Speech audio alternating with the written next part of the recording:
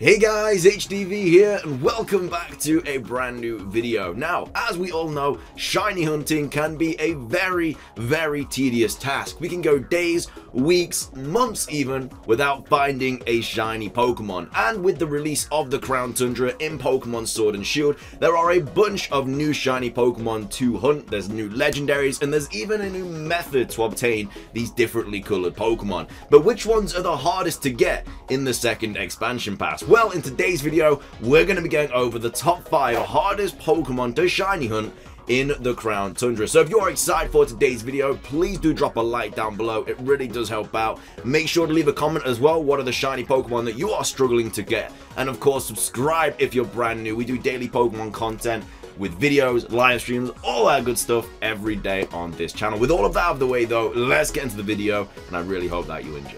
So, starting things off and claiming the number 5 spot in today's top 5 video is a pretty simple one. It is the Pseudo Legendary Pokemon. Now, Pseudo Legendary Pokemon are quite difficult to get as shinies because via the Masuna method, they take a lot longer to hatch each egg than your average Pokemon. And obviously, within the Crown Tundra, it brought back quite a few Pseudo Legendary Pokemon. We had the return of Dragonite, the Pseudo Legendary from Kanto. We had the Pseudo Legendary Salamence and Metagross, which are obviously the pseudos from Hoenn. And then we also had the Giratina line, which is the Pseudo Legendary from Generation 4, being Sinnoh. So all of the Pseudo Legendaries are now back in the Crown Tundra. And you probably hunted a couple of them before, but like I say, they are just difficult to hatch because they just take longer, which is obviously fair. Their stats are a lot higher than your average Pokemon. You can obviously do the encounter method for some. I think the Gibble line and the Bagon line are version exclusive, so you probably have to hunt for one of those via Masuna anyway, unless you obviously have both copies. But yeah, the encounter method, obviously, some people think it may be glitched, like you only have a 3% chance of getting a 1 in 512 after 500 battles. I don't even know. It probably is glitched. Some of the encounter method Pokemon I've gone for have definitely taken a while. I've got some pretty quickly, but it could be glitched. They haven't obviously sorted it out if it is glitched. So obviously, like I say, you can do the encounter method for these Pseudo Legendaries, but the Masuna method is usually the way forward for most people, but just because they are much more difficult to hatch than your average day Pokemon, they claim the number 5 spot in today's top 5 video. Coming up next and claiming the number 4 spot in today's top 5 video are the Dynamaxx Adventure Raid Pokemon. Not just the legendaries, any Pokemon in this raid adventure. So this is a brand new shiny hunting method that we have found in the Crown Tundra. I made a massive shiny hunting guide for how to shiny hunt these Pokemon. That video will be somewhere on your screen as like a card. It'll probably be in the description as well if I remember to do that. Like I say, new shiny hunting method in the Crown Tundra. It's a really cool one. It's the first time you've ever been able to shiny hunt with friends. And obviously at the very end of the adventure, you can see which of you got a shiny, if any of you got a shiny, which usually is not the case because for some reason, some people get very unlucky. Those some people being me. I've not gotten a shiny yet from the Dynamaxx Adventures apart from a Drapion, which I don't even want. I'm sidetracking anyway. But yeah, this is a really cool new shiny hunting method in the Crown Tundra. But why is this difficult? Well, it takes about 20 to 30 minutes to do a raid, depending on like the team you have, depending on the Pokemon that you're going up against, and obviously the legendary as well. And within that time, you obviously get 4 chances of getting a shiny Pokemon if you catch them all and beat the raid. And all of these, without the shiny charm, are a 1 in 300 chance, which, like I say, very good odds. That's without the shiny charm, but at the same time, you're doing 4 encounters every like half an hour, so not actually as good as you think it is. Obviously, with the shiny charm, it's a lot better. It's a 1 in 100 chance, but still, 4 encounters every like 25 to 30 minutes. It's not great. Like, you can do a lot of soft resets within that time for like one of the Reggies or whatever, or a lot of the encounter methods, or hatch a bunch of eggs within that time. So yeah, the Dynamaxx Adventures, the odds sound great, but because you do so little encounters at the actual raid, it really isn't that good. It's actually quite a difficult shiny hunting method. Obviously, it's just a lot more fun because you can do it with your friends. And obviously, I'm just going to talk about the elephant in the room. Zygarde is clearly the hardest shiny Pokemon within this to hunt. I was going to make this a separate kind of like point in today's video, but I didn't see the point. Didn't mean to say point twice, but you know what I mean. So Zygarde, obviously, when you get it down to like half its health, it goes into its 100% complete form. Really, really difficult to beat. It can hit you with like 1,000 arrows or whatever. It can destroy you within like one turn. So this Pokemon is very difficult to defeat. You need a really good team, really good Pokemon to be able to beat it. And obviously, even then, you can still lose. And even then, if you beat it, still a 1 in 100 chance of getting that Zygarde shiny. So Zygarde is easily the hardest one out of the Dynamax adventures. But any of the Pokemon are quite difficult to get, which is why it claims the number 4 spot in today's top 5 video. Coming up next and claiming the number 3 spot in today's top 5 video are the Swords of Justice, some of the returning Pokemon in Crown Tundra that are not in the Dynamax adventures. Cobalion, Virizion, and Terrakion can be shiny huntable, but obviously it ain't that simple. What you have to do when you first get into the Crown Tundra is talk to Sonia. She'll talk about these mysterious Pokemon that have been roaming the Crown Tundra, and obviously shows you the footsteps.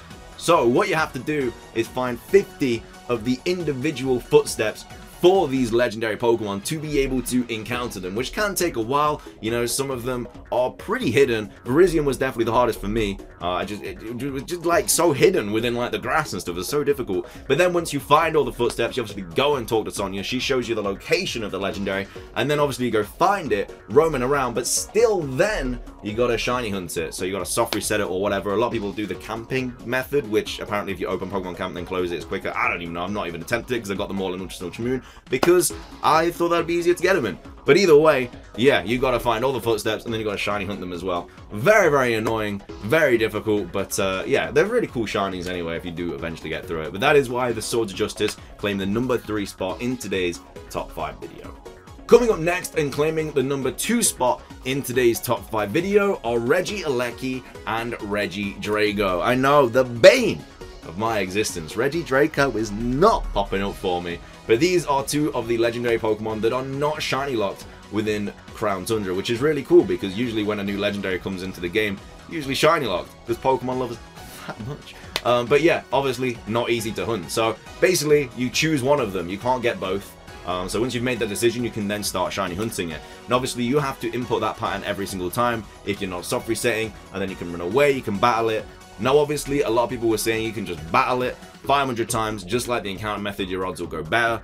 That apparently is not the case. Apparently, that only works on, like, encounter Pokemon, and because this is kind of like a static Pokemon, it doesn't work. I don't know.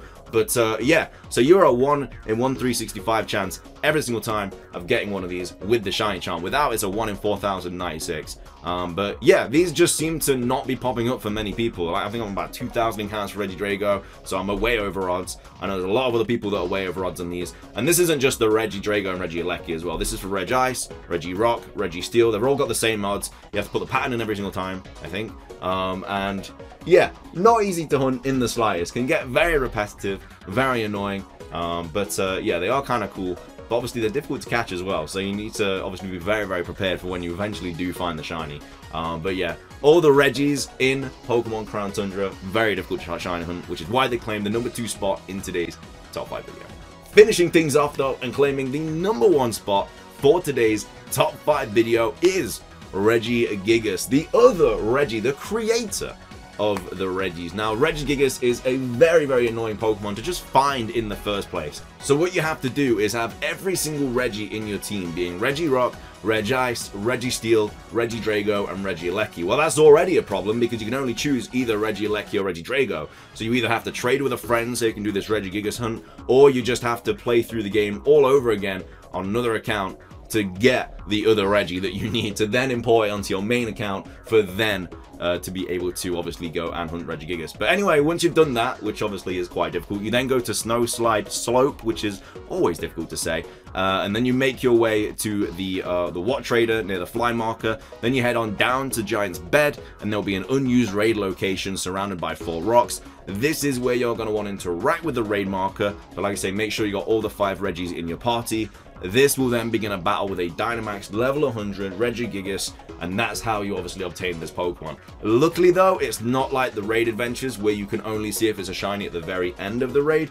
It's not like that. It will be a shiny in the actual raid. So luckily you don't have to beat it every single time. You can just soft reset for it. But yeah, Reggie Gigas, very, very difficult shiny to get in Pokemon Crown Tundra, which is why I personally believe it does get the number 1 spot, just simply because it is so difficult to get all 5 Reggies in your team. because, like I say, there's not many people out there willing to give you one of the brand new Reggie Pokemon. With that though, it does wrap up today's video. I really hope you guys did enjoy. I felt like I rambled quite a bit, but either way, these are, in my opinion, the hardest shiny Pokemon to hunt in the Crown Tundra. If you did enjoy, drop a like down below. Let's try and hit 750 likes. Make sure to drop a comment as well. Which of these shiny Pokemon have you got already? Let me know, and subscribe if you're brand new. We do daily Pokemon content on this channel. Ring that notification bell as well, because we do daily live streams where I actually shiny hunt. I know, it just all comes full circle. Anyway, that's everything from me. Have a fantastic rest of your day, and until next time, peace.